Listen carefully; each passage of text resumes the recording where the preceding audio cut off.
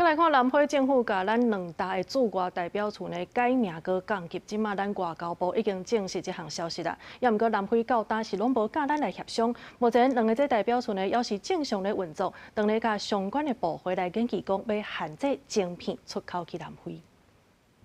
南非外交部进前伫无甲咱协商的情形之下，伫政府公布发布，单方面将咱南非两个驻处改名甲降顶，咱外交部马上表达严正抗议。指考证实南非到即马还未甲咱协商，目前两个驻处依然正常运作，也批评南非行为粗暴，已经甲相关部会研究限制晶片出口南非来反制。外交部基于维护主权及国家尊严立场，我们现在与相关部会研议反制措施。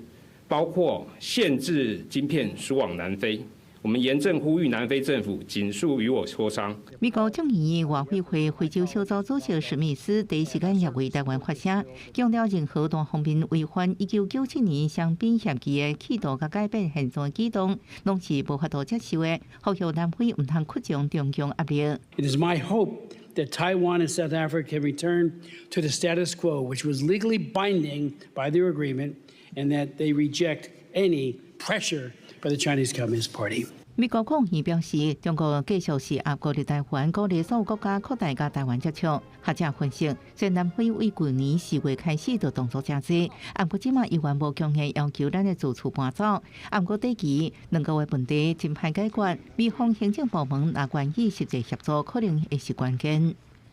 这个行政部门愿意用什么样多大的力道跟资源去投入，然后去说服